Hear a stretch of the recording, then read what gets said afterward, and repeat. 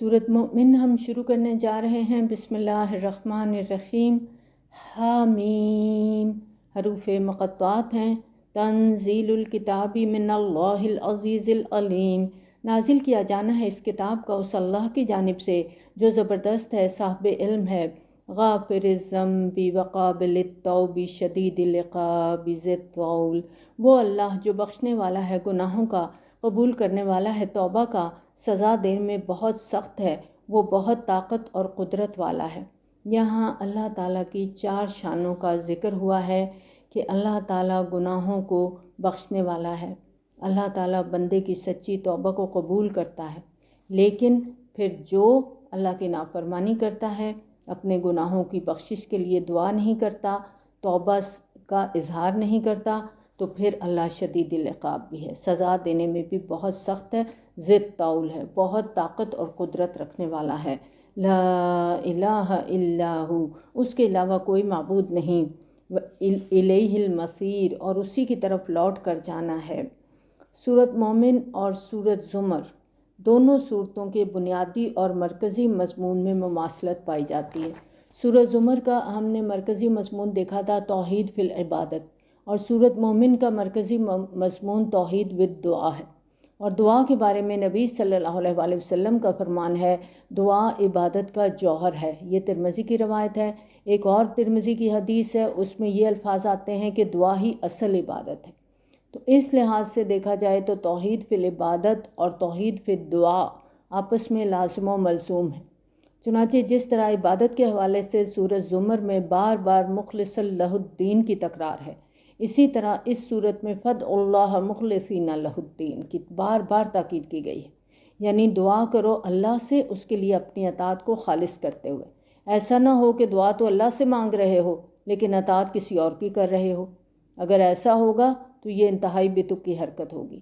جس طرح اللہ تعالیٰ کو جزوی اطاعت قبول نہیں، اسی طرح اسے اس شخص کی دعا سننا بھی منظور نہیں ہے جو اللہ کی اطاعت کے ساتھ ساتھ کسی اور کی اطاعت کا توق بھی اپنی گردن میں ڈالے ہوئے، کسی اور کو بھی حاجت روا مشکل کشا بنا کے بیٹھا ہوا ہے، کسی اور کو بھی رازق سمجھتا ہے، کسی اور کو بھی داتا سمجھتا ہے، کسی اور کو بھی خزانوں کا مالک سمجھتا ہے۔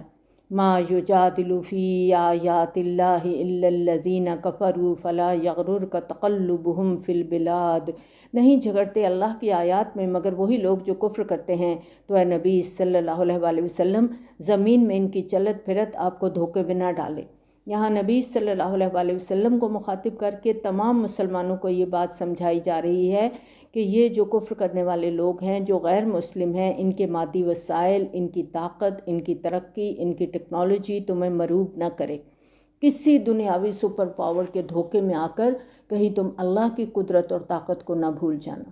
کذبت قبلہم قوم نوح والاحزاب من بعدہم، اس سے پہلے نوح علیہ السلام کی قوم نے جھٹلایا تھا، اور ان کے بعد بہت سی دوسری قوموں نے، اور ہر قوم نے اپنے رسول کے متعلق ارادہ کیا کہ اسے پکڑ لے، اور وہ باطل دلیلوں کے ساتھ جھگڑتے رہے تاکہ اس کے ذریعے حق کو پسپا کر دیں۔ بالآخر میں نے انہیں پکڑ لیا تو کیسی رہی میری سزا۔ اور اسی طرح ان کافروں پر بھی آپ کے رب کی بات پوری ہو چکی کہ یہ سب کے سب جہنمی ہیں، یعنی اللہ کے جس قانون کی زد میں زمانہ ماضی کے کفار آئے تھے، اب وہی قانون مشرکین عرب پر بھی لاگو ہو چکا ہے۔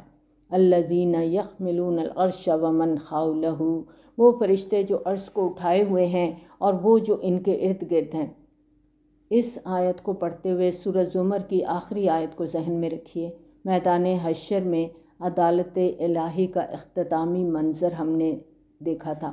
وَتَرَى الْمَلَائِكَةَ حَافِّينَ مِنْ حَوْلِ الْعَرْشِ يُسَبِّحُونَ بِحَمْدِ رَبِّهِمْ، اور تم دیکھو گے فرشتوں کو کہ وہ گھیرے ہوئے ہوں گے عرش کو اور اپنے رب کی تسبیح بیان کر رہے ہوں گے حمد کے ساتھ۔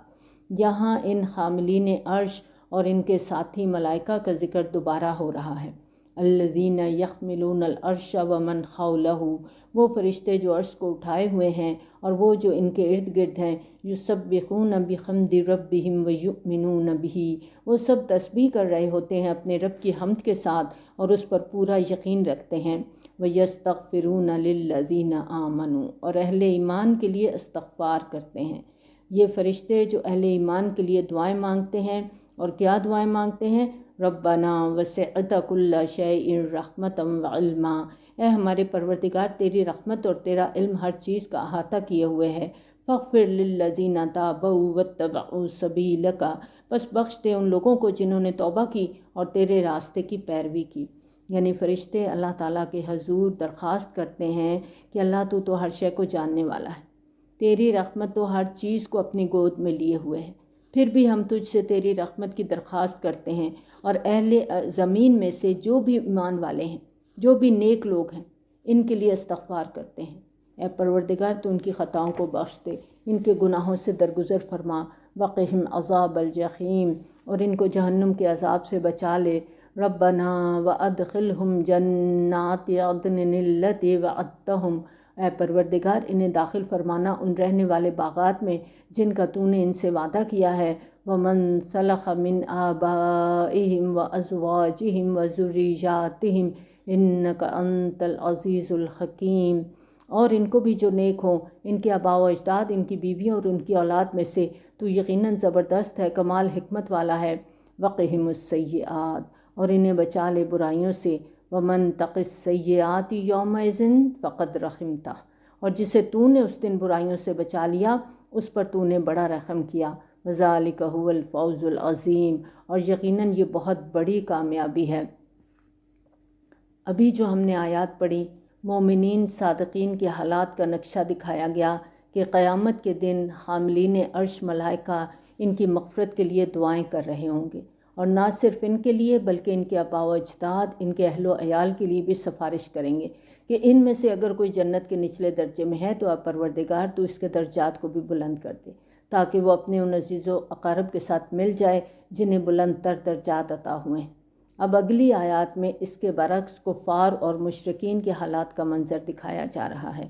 ان الذین کفروا ینادون لمقت اللہ اکبر من مقتکم انفسکم، جن لوگوں نے کفر کیا تھا انہیں پکارا جائے گا، آج تم جس قدر اپنی جانوں سے بیزار ہو گئے ہو، اللہ کی بیزاری تم سے اس سے کہیں بڑھ کر تھی۔ اذ تدعون الی الایمان فتکفرون، جب تمہیں ایمان کی دعوت دی جاتی تھی اور تم کفر کرتے تھے۔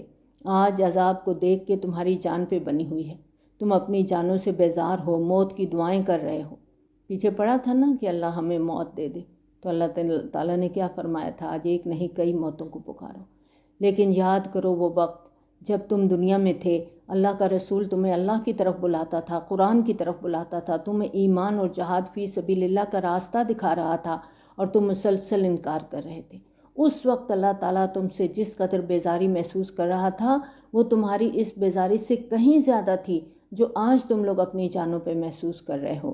قالوا ربنا امتنا اثنتین واحییتنا اثنتین، وہ فریاد کریں گے اے ہمارے رب تو نے ہمیں 2 دفعہ مارا، 2 دفعہ زندہ کیا۔ اعترفنا بذنوبنا، تو اب ہم نے اپنے گناہوں کا اعتراف کر لیا۔ فہل الی خروج من سبیل، تو کیا اب یہاں سے نکلنے کا کوئی رستہ ہے؟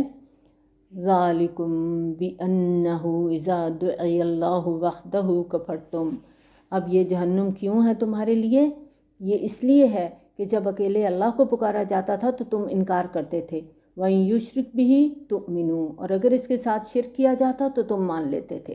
فَالْحُكْمُ لِلَّهِ الْعَلِيِّ الْكَبِيرِ، تو اب مکمل اختیار اللہ کے ہاتھ میں ہے جو بہت بلند اور عظمت والا ہے۔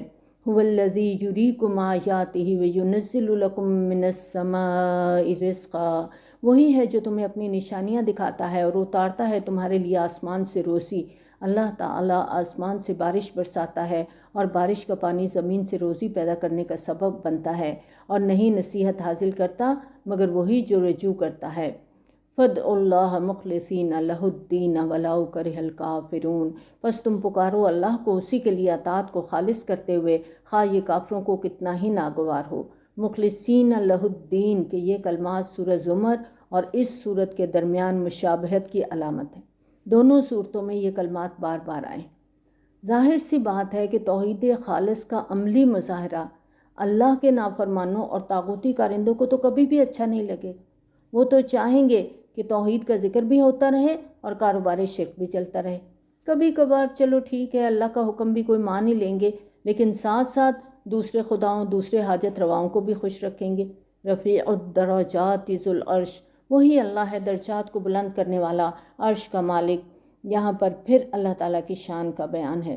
یلقی الروح من امرہ علی من یشاء من عبادہ لینذر یوم التلاق۔ وہ القا کرتا ہے روح کو اپنے حکم سے جس پر چاہتا ہے اپنے بندوں میں سے، تاکہ وہ خبردار کر دے لوگوں کو ملاقات کے دن سے، تاکہ اللہ تعالیٰ کے وہ بندے جن کو اللہ تعالیٰ مقرر کرتا ہے، جن کو چن لیتا ہے، وہ لوگوں کو یاد دہانی کروائیں کہ ایک دن انہیں اپنے رب کے حضور حاضر ہونا ہے۔ یہاں پر روح من امر ہی سے وحی مراد ہے، اور روح کا مطلب فرشتہ بھی ہے، وحی بھی ہے، اور انسانی روح بھی ہے، اور ان تینوں کا تعلق ہی عالم امر سے ہے۔ تو روح کا لفظ ان تینوں کے لیے استعمال کیا جاتا ہے۔ یہاں پر جو روح کا لفظ استعمال ہوا ہے یہ وحی کے لیے ہوا ہے۔ یوم ہم بارزون، جس روز یہ سامنے نکل کھڑے ہوں گے، لا یخفی علی اللہ منہم شیء، ان کی کوئی چیز بھی اللہ سے مخفی نہیں ہوگی۔ لمن الملک اليوم، پھر ان سے پوچھا جائے گا لمن الملک اليوم، آج کس کی بادشاہی ہے؟ اب جواب دیں گے للہ الواحد القہار، اکیلے اللہ کے لیے جو تمام کائنات پر چھایا ہوا ہے۔ آج ہر جان کو وہی بدلہ دیا جائے گا جو اس نے کمایا۔ آج کوئی ظلم نہیں ہوگا، یقیناً اللہ جلد حساب چکا دینے والا ہے۔ اور اے نبی صلی اللہ علیہ وآلہ وسلم، انہیں خبردار کر دیجئے اس نزدیک آ جانے والے دن سے۔ وہ دن کیسا دن ہوگا؟ اذ القلوب لدی الخناجر کاظمین، جب کہ دل حلق میں آ پھنسیں گے اور وہ غم کو دبا رہے ہوں گے۔ ان ظالموں کا نہ کوئی دوست ہوگا، نہ کوئی ایسا سفارشی ہوگا جس کی بات مانی جائے۔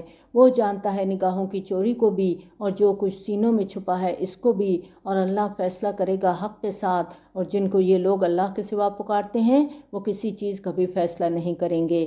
ان اللہ هو السمیع البصیر، یقیناً اللہ سب کچھ سننے والا، سب کچھ دیکھنے والا ہے۔ اولم یسیروا فی الارض فینظروا کیف کان عاقبۃ الذین کانوا من قبلہم، کیا یہ زمین میں گھومے پھرے نہیں کہ دیکھتے کیسا انجام ہوا ان لوگوں کا جو ان سے پہلے تھے؟ وہ کہیں زیادہ بڑھ کر تھے ان سے قوت میں اور زمین میں آثار کے حوالے سے بھی۔ انہوں نے زمین میں بڑی بڑی عمارتیں بنائیں، بہت سی یادگاریں بنائیں جو ان کے بعد بھی ان کی نشانیوں کے طور پر موجود رہیں۔ اور ہم دیکھتے ہیں کہ اقوام ماضی کے بہت سے آثار آج بھی دنیا میں جا بجا موجود ہیں، جنہیں آثار قدیمہ کہا جاتا ہے۔ تو اللہ نے ان کو پکڑا ان کے گناہوں کی پاداش میں، پھر کوئی نہ ہوا انہیں اللہ سے بچانے والا۔ یہ اس لیے ہوا کہ ان کے پاس آتے رہے ان کے رسول بہت واضح نشانیوں کے ساتھ، لیکن انہوں نے کفر کیا تو اللہ نے انہیں پکڑ لیا۔ یقیناً وہ بہت طاقتور، سزا دینے میں بہت سخت ہے۔ آگے جو آیات ہم پڑھنے جا رہے ہیں، یہاں پر ایک شخص جو مومن تھا اس کا واقعہ بیان ہو رہا ہے۔ حضرت موسیٰ علیہ السلام کی دعوت جب فرعون کے دربار میں پہنچی تو یہ فرعون کے دربار میں بہت بڑے مرتبے پر فائز تھا۔ تو اس دعوت کے جواب میں اللہ نے ان کا سینہ کھول دیا اور وہ ایمان لے آئے، لیکن مصلحت کی تحت انہوں نے اپنے ایمان کا اظہار نہیں کیا۔ پھر ایک موقع پر جب فرعون نے اپنی کابینہ کے سامنے حضرت موسیٰ علیہ السلام کے قتل کی تجویز رکھی تو پھر یہ شخص خاموش نہیں رہا۔ فرعون کی اس تجویز کے جواب میں انہوں نے بھرے دربار میں مدلل اور مؤثر تقریر کی، اور اللہ تعالیٰ نے اس کی حق گوئی اور بے باکی کی پذیرائی اس طرح فرمائی کہ اس کی پوری تقریر کو قرآن کا حصہ بنا دیا۔ وَلَقَدْ أَرْسَلْنَا مُوسَىٰ بِآيَاتِنَا وَسُلْطَانٍ مُّبِينٍ إِلَىٰ فِرْعَوْنَ وَهَامَانَ وَقَارُونَ، اور ہم نے بھیجا تھا موسیٰ علیہ السلام کو اپنی نشانیوں اور کھلی سند کے ساتھ فرعون، حامان اور قارون کی طرف۔ تو انہوں نے کہا یہ تو جادوگر ہے، انتہائی جھوٹا۔ تو جب وہ آیا ان کے پاس ہماری طرف سے حق لے کر تو انہوں نے کہا جو لوگ ان کے ساتھ ایمان لائیں ان کے بیٹوں کو قتل کر دو اور ان کی بیٹیوں کو زندہ رکھو، لیکن کافروں کا داؤ بھٹک کر ہی رہ جاتا ہے۔ اور فرعون نے کہا مجھے چھوڑ دو، میں موسیٰ کو قتل کر دوں اور وہ بچاؤ کے لیے پکار لے اپنے رب کو۔ اب دیکھیں فرعون کے اس فقرے کے اندر اس طرح معلوم ہوتا ہے کہ وہ بھانپ چکا تھا کہ اب پانی سر سے گزرنے کو ہے، اور اس مرحلے پر اگر موسیٰ علیہ السلام کو قتل کر کے راستے سے نہ ہٹایا گیا تو یہ طوفان اس کے اقتدار سمیت مصر کی عظیم الشان تہذیب اور مثالی روایات کو بھی بہا لے جائے گا۔ دوسرا اس میں کہ مجھے چھوڑ دو میں موسیٰ کو قتل کروں، وہ بچاؤ کے لیے پکارے اپنے رب کو، اس میں اس کی بے چارگی بھی نظر آتی ہے، کیونکہ وہ ایک بڑا طاقتور بادشاہ تھا۔ اب وہ دیکھ رہا تھا کہ حضرت موسیٰ علیہ السلام کی دعوت سے ہر طبقے کے لوگ متاثر ہو رہے ہیں، تو اسے اندیشہ تھا کہ اگر اس تجویز پر تمام درباریوں کو اعتماد میں نہ لیا تو ہو سکتا ہے رد عمل کے طور پر کہیں سے کوئی بغاوت جنم لے لے۔ اس لیے اس نے درباریوں سے بات کی اور کہنے لگا کہ میں چاہتا ہوں کہ موسیٰ کو قتل کر دوں، اور وہ اپنا بچاؤ چاہتا ہے تو اپنے رب کو پکارے، انی اخاف ان یبدل دینکم او ان یظہر فی الارض الفساد، مجھے اندیشہ ہے کہ وہ تمہارا دین بدل دے گا یا زمین میں فساد برپا کر دے گا۔ دین سے مراد یہاں نظام حکومت ہے، اور فرعون کو سب سے بڑا اندیشہ یہی تھا کہ مصر کا جو اقتدار ہے وہ اس کے ہاتھ سے نکل جائے گا۔ اور فرعون کی یہ قرارداد جب موسیٰ علیہ السلام تک پہنچی تو انہوں نے خود کو اللہ کی پناہ میں دے دیا۔ وقال موسیٰ، اور موسیٰ علیہ السلام نے کہا، انی عذت بربی، میں پناہ پکڑتا ہوں اپنے رب کی، وربکم، اور تمہارے رب کی، من کل متکبر لا یؤمن بیوم الحساب، ہر اس متکبر شخص کے مقابلے میں جو یوم حساب پر ایمان نہیں رکھتا۔ وقال رجل مؤمن من آل فرعون یکتم ایمانہ، اور آل فرعون میں سے ایک مومن مرد نے جو ابھی تک اپنے ایمان کو چھپائے ہوئے تھا کہا۔ اب یہاں پر مرد مومن نے جب صورتحال کی نزاکت کو محسوس کیا تو اس نے کلمہ حق زبان پر لانے کا فیصلہ کر لیا اور بھرے دربار میں فرعون کے سامنے کھڑا ہو گیا، حق گوئی اور بے باکی کی ایسی مثال قائم کی کہ اس کی زبان سے نکلے ہوئے الفاظ کو اللہ تعالیٰ نے قیامت تک کے لیے قرآن کی زینت بنا دیا۔ اتقتلون رجلا ان یقول ربی اللہ، کیا تم قتل کرنا چاہتے ہو ایک شخص کو صرف اس لیے کہ وہ کہتا ہے میرا رب اللہ ہے؟ کیا کسی شخص کا اللہ کو رب مان لینا تمہارے نزدیک اتنا بڑا جرم ہے کہ اس کی پاداش میں تم اس کی جان کے درپے ہو گئے ہو؟ اور ایک مرتبہ مشرکین مکہ نے نبی صلی اللہ علیہ وسلم کی سر عام حجب کی اور آپ پر حملہ آور ہوئے، تو اس موقع پر حضرت ابو بکر صدیق رضی اللہ تعالیٰ عنہ بیچ میں آ گئے اور انہوں نے مشرکین مکہ کو مخاطب کر کے یہی الفاظ دہرائے تھے کہ اتقتلون رجلا ان یقول ربی اللہ۔ یہ بخاری کی روایت ہے کہ کیا تم لوگ ایک شخص محمد صلی اللہ علیہ وسلم کی جان کے درپے صرف اس لیے ہو رہے ہو کہ وہ کہتا ہے میرا رب اللہ ہے؟ وَقَدْ جَاءَكُمْ بِالْبَيِّنَاتِ مِنْ رَبِّكُمْ، حالانکہ وہ تمہارے رب کی طرف سے واضح نشانیاں لے کر آیا ہے، اور اگر وہ جھوٹا ہے تو اس کے جھوٹ کا وبال اسی پر آئے گا، اور اگر وہ سچا ہوا تو تمہیں وہ بعض باتیں پہنچ کر رہیں گی جن کے بارے میں وہ تمہیں وعید سنا رہا ہے، یعنی ایسی صورت میں اگر وہ سچا ہوا تو تم پر عذاب الہی کی مار پڑے گی، تم تباہ و برباد ہو جاؤ گے۔ یقیناً اللہ تعالیٰ راہ یاب نہیں کرتا اس کو جو حد سے بڑھنے والا بہت جھوٹا ہو۔ یا قوم لکم الملک اليوم ظاہرین فی الارض، اے میری قوم کے لوگوں، آج تو تمہارے ہاتھ میں حکومت ہے، تم ہر طرح سے زمین میں غالب ہو، یعنی تم اتنی عظیم الشان سلطنت کے مالک ہو، پوری دنیا میں تمہاری طاقت کا ڈنکا بج رہا ہے۔ فَمَن يَنصُرُنَا مِن بَأْسِ اللَّهِ إِن جَاءَنَا، لیکن اگر کہیں ہم پر اللہ کا عذاب آ گیا تو اس سے بچانے کے لیے کون ہماری مدد کرے گا؟ فرعون نے کہا میں تو تمہیں وہی کچھ دکھا رہا ہوں جو مجھے نظر آ رہا ہے، یعنی فرعون کہتا ہے کہ مجھے تو نظر آ رہا ہے کہ اگر موسیٰ علیہ السلام کا قصہ پاک نہ کیا تو پانی ہمارے سروں سے گزر جائے گا، یہ تو مصر کے طول و عرض میں فساد برپا کر دے گا، اور جو تباہی آئے گی وہ ہمارا سب کچھ برباد کر دے گی۔ اب یہاں پر دیکھیں کہ مرد مومن کی کھری کھری باتوں کے جواب میں فرعون کا رد عمل کتنا معذرت خواہانہ ہے۔ حیران کن بات ہے نا کہ فرعون جو مطلق العنان ہے، جو کہ خود کو خدائی کا دعویٰ کرتا ہے، لوگوں کو اپنی پرستش کی طرف مجبور کرتا ہے، تو اس کے کردار کو ذہن میں رکھ کے تو پھر اس آیت کو دیکھیے کہ مختصر سے جملے میں اس کی بے بسی اور لاچارگی نظر آ رہی ہے۔ کہتا ہے ما اریکم الا ما ارا، میں تو تمہیں وہی کچھ دکھا رہا ہوں جو مجھے نظر آ رہا ہے، وما اہدیکم الا سبیل الرشاد، اور میں نہیں رہنمائی کر رہا تمہاری مگر کامیابی کے راستے کی طرف۔ وقال الذی آمن یا قومی، اور مرد مومن نے کہا اے میری قوم کے لوگوں، یعنی فرعون کے جواب میں مرد مومن نے اپنی تقریر کو جاری رکھا اور کہنے لگا مجھے اندیشہ ہے تم پر ایسے دن کا کہ جیسے دن پہلی قوموں پر آئے تھے، جیسے کہ معاملہ ہوا تھا قوم نوح کا، قوم عاد اور قوم سمود اور اس کے بعد کی قوموں کا، اور اللہ تو اپنے بندوں پر کسی ظلم کا ارادہ نہیں رکھتا۔ یہ تو خود انسان ہیں جو رسولوں کو جھٹلاتے ہیں، اپنی کوتاہیوں اپنی شرارتوں کی وجہ سے عذاب الہی کو دعوت دیتے ہیں، ورنہ اللہ عز و جل کسی پر ظلم نہیں کرتا۔ وَيَا قَوْمِ إِنِّي أَخَافُ عَلَيْكُمْ يَوْمَ التَّنَادِ، اور اے میری قوم کے لوگوں مجھے اندیشہ ہے تم پر چیخ و پکار کے دن کا، یعنی جب ہر طرف فریاد اور فغاں ہوگی، چیخ و پکار مچی ہوگی، لوگ ایک دوسرے کو پکار رہے ہوں گے۔ یہ قیامت کے ناموں میں سے ایک نام ہے۔ یوم تولون مدبرین ما لکم من اللہ من عاصم، جس دن تم پیٹھ موڑ کر بھاگو گے لیکن اللہ کی پکڑ سے تمہیں بچانے والا کوئی نہیں ہوگا، اور جسے اللہ ہی گمراہ کر دے پھر اسے ہدایت دینے والا کوئی نہیں ہوتا۔ وَلَقَدْ جَاءَكُمْ يُوسُفُ مِن قَبْلُ بِالْبَيِّنَاتِ، اور دیکھو اس سے پہلے تمہارے پاس یوسف علیہ السلام آئے تھے واضح نشانیاں لے کر۔ تمہارے اسی ملک مصر میں اس سے پہلے یوسف علیہ السلام اللہ کے نبی کی حیثیت سے تمہارے آباء و اجداد کے پاس آئے تھے۔ اللہ تعالیٰ نے انہیں تأویل الاحادیث کا علم عطا کیا تھا۔ انہوں نے بادشاہ کو خواب کی تعبیر بتلا کر قحط سالی کے تدارک کی تدبیر بتائی تھی، اس طرح ملک کو تباہی سے بچایا تھا۔ اس کے باوجود تمہاری قوم نے نہ ان کی نصیحتوں پر کان دھرا اور نہ ہی انہیں اللہ کا نبی مانا۔ فَمَا زِلْتُمْ فِي شَكٍّ مِّمَّا جَاءَكُمْ بِهِ، لیکن تم شکوک و شبہات میں پڑے رہے ان تعلیمات کے بارے میں جو وہ تمہارے پاس لے کر آئے تھے، یہاں تک کہ جب وہ فوت ہو گئے تو تم نے کہا اب ان کے بعد اللہ کسی اور رسول کو نہیں بھیجے گا۔ یعنی یوسف علیہ السلام کی زندگی میں تو انہوں نے اس کو اللہ کا پیغمبر تسلیم نہیں کیا، لیکن فوت ہونے کے بعد ان کا ذکر پیغمبر کے طور پر کیا۔ كَذَلِكَ يُضِلُّ اللَّهُ مَنْ هُوَ مسرف مرتاب، اور اسی طرح اللہ گمراہ کرتا ہے ان لوگوں کو جو حد سے بڑھنے والے اور شکوک و شبہات میں مبتلا رہنے والے ہیں، جو اللہ کی آیات کے بارے میں جھگڑتے ہیں بغیر کسی سند کے جو ان کے پاس آئی ہو۔ بڑی بیزاری کی بات ہے یہ اللہ کے نزدیک بھی اور اہل ایمان کے نزدیک بھی۔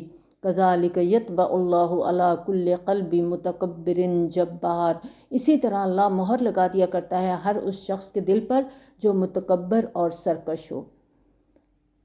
اللہ کے فیصلے کے بعد پھر ایسے لوگوں کو ایمان کی دولت نصیب نہیں ہوتی جو متکبر ہوتے ہیں، جو سرکش ہوتے ہیں۔ اب مرد مومن کی جو یہ تقریر ہے اس کو ہم پڑھ رہے ہیں تو فرعون کے دربار کا نقشہ اپنے مائنڈ میں لائیے۔ فرعون بیٹھا ہے، دربار لگا ہوا ہے، اور ایک مرد مومن پورے بے باکی کے ساتھ تقریر کر رہا ہے ایمان کے بارے میں، حضرت موسیٰ علیہ السلام کی حقانیت کے بارے میں، اور فرعون نظریں زمین پر گاڑے بت بنا بیٹھا ہے۔ اس کے دائیں بائیں تمام درباری مبہوت ہو چکے ہیں، پورے دربار میں سناٹے کا عالم ہے، فضا میں صرف ایک آواز گونج رہی ہے اور وہ ہے حق کی آواز۔ مرد مومن پر جلال انداز میں اپنی تقریر کر رہا ہے، اور تقریر نہایت مؤثر ہے، مربوط ہے، عقلی دلائل بھی ہیں، تاریخی شواہد بھی ہیں، دعوت کا انداز بھی ہے، عبرت کا سامان بھی ہے۔ ماحول پر گہری سنجیدگی طاری ہو چکی ہے۔ اب اس صورتحال میں فرعون کرے تو کیا رہے؟ نہ چپ رہنے کی ہمت ہے، نہ بولنے کا حوصلہ ہے۔ پھر کچھ دیر کے بعد جب وہ اس کیفیت سے باہر آتا ہے تو مرد مومن کو جواب دینے کی بجائے اپنے وزیر سے مخاطب ہوتا ہے۔ وقال فرعون یا حامان ابن لی صرحا لعلی ابلغ الاسباب، اور فرعون نے کہا اے حامان میرے لیے ایک بلند عمارت بنواؤ تاکہ میں پہنچ جاؤں راستوں تک، یعنی آسمان کے راستوں تک، پھر میں جھانک کر دیکھوں موسیٰ کے الہ کو۔ یہ موسیٰ جس الہ کا ذکر کرتا ہے، میرے لیے بڑی سی عمارت بناؤ، میں خود اس کو دیکھنا چاہتا ہوں۔ وَإِنِّي لَأَظُنُّهُ كَاذِبًا، اور میرا گمان تو یہ ہے کہ وہ جھوٹا ہے۔ وَكَذَلِكَ زُيِّنَ لِفِرْعَوْنَ سُوءُ عَمَلِهِ، اور اس طرح فرعون کے لیے اس کا برا عمل بھی خوبصورت بنا دیا گیا، یعنی فرعون کی نگاہوں میں اس کی بدعملی خوشنما بنا دی گئی اور اسے روک دیا گیا سیدھی راہ سے، اور فرعون کی یہ چال نہیں تھی مگر تباہ ہونے کے لیے۔ وَقَالَ الَّذِي آمَنَ يَا قَوْمِ اتَّبِعُونِ أَهْدِكُمْ سَبِيلَ الرَّشَادِ، اور کہا اس مومن نے اے میری قوم کے لوگو تم میری پیروی کرو، میں تمہاری رہنمائی کروں گا نیکی کے راستے پر۔ یہ گویا فرعون کی اس بات کا جواب ہے جو اس نے کہا تھا وَمَا أَهْدِيكُمْ إِلَّا سَبِيلَ الرَّشَادِ، اور میں تمہاری رہنمائی نہیں کر رہا مگر کامیابی کے راستے کی طرف۔ اب مرد مومن نے فرعون ہی کے الفاظ دہراتے ہوئے اہل دربار کو مخاطب کیا کہ اگر کوئی سبیل الرشاد ہے کی بات کرتا ہے تو میں تمہیں بتاتا ہوں کہ سبیل الرشاد کیا ہے۔ تم میری بات مانو، میرے پیچھے آؤ، میں تمہاری رہنمائی کرتا ہوں کہ بھلائی اور کامیابی کیا ہوتی ہے اور کون سا رستہ ہے جو رشد و ہدایت اور فلاح اور کامیابی کی طرف جاتا ہے۔ یا قوم انما هذه الحیات الدنیا متاع وان الآخرۃ ہی دار القرار۔ اور اے میری قوم کے لوگوں، یہ دنیا کی زندگی تو بس چند روزہ برتنے کا سامان ہے، اور مستقل رہنے کی جگہ تو آخرت ہے۔ من عمل سیئۃ فلا یجزا الا مثلها، جس نے کوئی بدی کمائی ہوگی تو اسے بدلہ ملے گا اسی کی مانند، یعنی جتنی برائی کی ہے اتنا ہی سزا ملے گی۔ ومن عمل صالحا من ذکر او انثی وهو مؤمن فاولئک يدخلون الجنۃ یرزقون فیہا بغیر حساب۔ اور جو کوئی نیک عمل کرے گا، چاہے مرد ہو یا عورت ہو، لیکن ہو وہ مومن، تو وہی لوگ جنت میں داخل ہوں گے، وہاں انہیں رزق ملے گا بغیر حساب۔ یعنی نیکیوں کا اجر اللہ تعالیٰ کی رضا پر ہے، انسان کی نیت پر ہے کہ وہ کس نیت سے نیکی کرتا ہے، اسی حساب سے اللہ تعالیٰ نیکیوں کا اجر بڑھا چڑھا کر دیں گے۔ اس لیے یہاں بغیر حساب کی بات کی گئی کہ اس رزق کا حساب اللہ ہی کو پتہ ہے کہ وہ کس طرح ملے گا۔ 10 گنا بھی ہو سکتا ہے، 700 گنا بھی ہو سکتا ہے، اس سے بھی بڑھ کر ہو سکتا ہے۔ اللہم اجعلنا منہم، یا اللہ ہم ان لوگوں میں شامل کر لے جو بغیر حساب رزق اللہ کے ہاں حاصل کر سکیں۔ وآخر دعوانا الحمد للہ رب العالمین۔ سبحانک اللہم وبحمدک، نشہد ان لا الہ الا انت، نستغفرک ونتوب الیک۔ السلام علیکم ورحمۃ اللہ وبرکاتہ۔